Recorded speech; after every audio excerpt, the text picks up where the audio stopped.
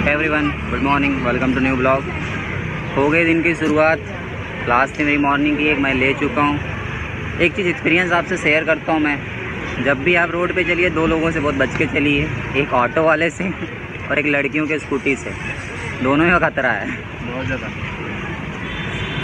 ठीक है, दोनों में खतरा है। अभी आ गए हम लोग कॉफ़ी पीने। ये रहा कॉफ़ी, ये रहा आकाश। मॉर्निंग, आफ्टरनून हो रहा है। कॉफ़ी के पैसे नालायक नहीं दिए आज। कम कहीं तो काम आए। 60 रुपये कॉफ़ी दिया है आज ये, ठीक है। कहीं तो काम आए हम लोग। हाँ, कहीं भी काम। कॉफ़ी पी के फिर आगे अपडेट करता हूँ मैं, जो भी हरकतें होंगी। भी अच्छी आया कॉफ़ी पीने, मतलब जितने कॉफ़ी पीने हैं उतने का पेट्रोल लगाया हम लोगों ने। 104 रुपये पेट्रोल हो गया। मुबारक हो इंडिया वालों। कॉफ़ी हो गई पी के। कचरा फेंकने का डस्टबिन नहीं मिल रहा है, तो हाथ में लेके घूम रहे हैं हम। जहाँ दिखेगा वहीं फेंकेंगे। कचरा नहीं फेंक सकते ना बीच में, मैं डस्टबिन जहाँ दिखेगा वहीं फेंक सकता हूँ, तो इसको लेके घूम रहा हूँ। हाँ, अभी देखता हूँ क्या कर सकते हैं इसके साथ। ध्यान दीजिए। एवरीवन, मैं रेडी हो गया नहा धो के। अब चलते हैं क्लास लेने, मुझे नीट की, तो क्लास लेने जाना है एक्चुअली। मैं पढ़ रहा था, बैठा रहता हूँ मैं, थोड़ा बहुत पढ़ते रहता हूँ। तो मैं पढ़ रहा था ये, जब अटल बिहारी वाजपेयी थे हमारे ex prime minister of India, तो उन्होंने बताया था, उन्होंने लिखा था कि इस देश में केवल 3 चीज़ें फ्री होनी चाहिए। एक एजुकेशन, दूसरा हेल्थ और तीसरा जस्टिस।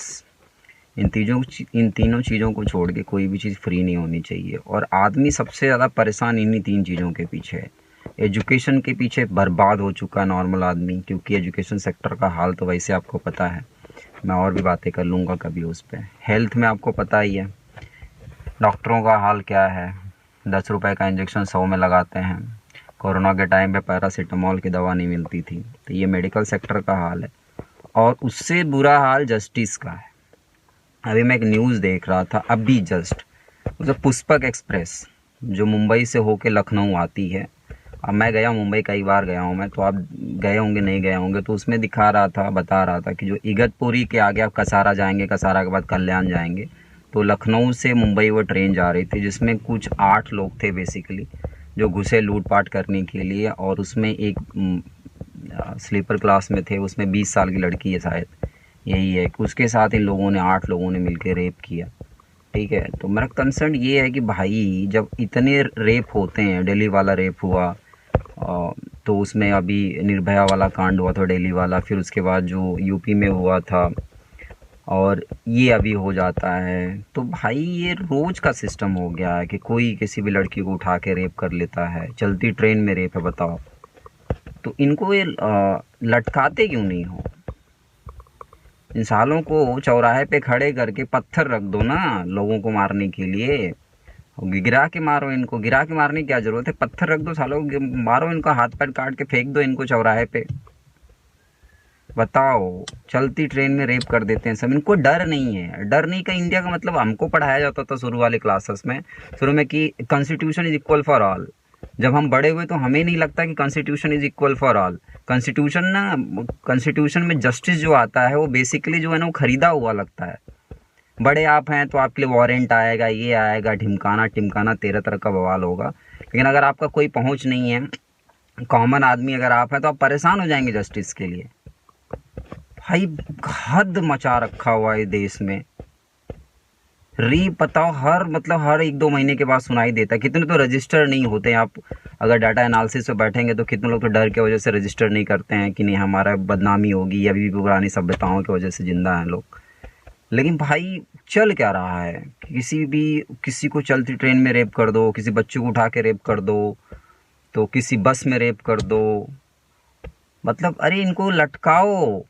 कानून छोड़ो, कानून तो बाद में आता, पहले लटकाओ सालों को।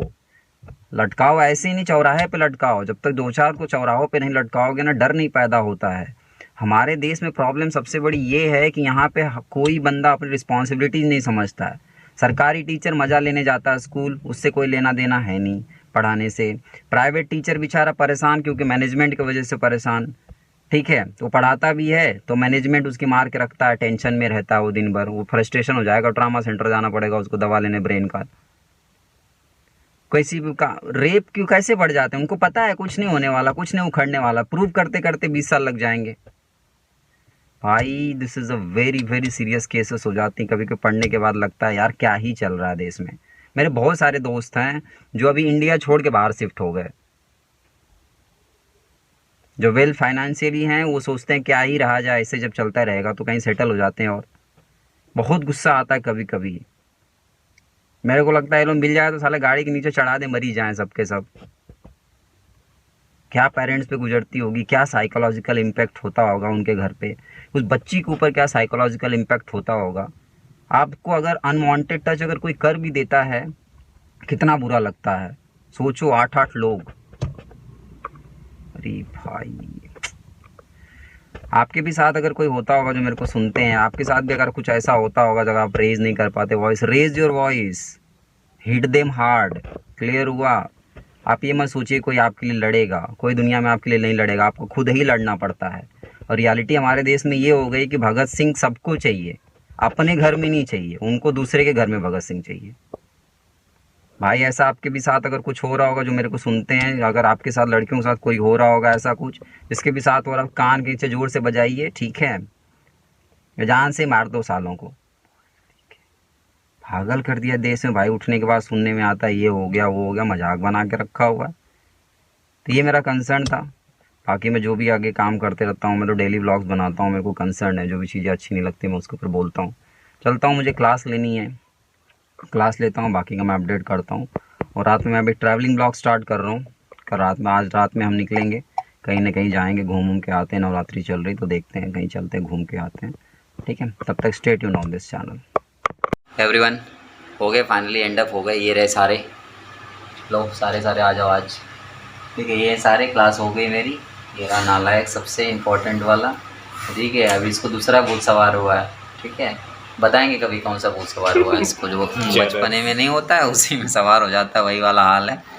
ठीक है, तो ये हो गया। अभी जल्दी खाली हो गया आज, क्योंकि अभी हम निकल रहे हैं अपने ट्रैवलिंग जर्नी पे क्या है, थोड़ा चलते घूम घाम के आते हैं। तो यही था आज का जो भी था। बाकी का मिलते हैं कल के ब्लॉग्स में। टिल दैट अपना ध्यान रखिए, अपनों का ध्यान रखिए। चैनल में अच्छा लगता हो कुछ तो आप सब्सक्राइब कर सकते हैं। बाकी का बताते रहिए। Till that take care of your parents. Bye bye.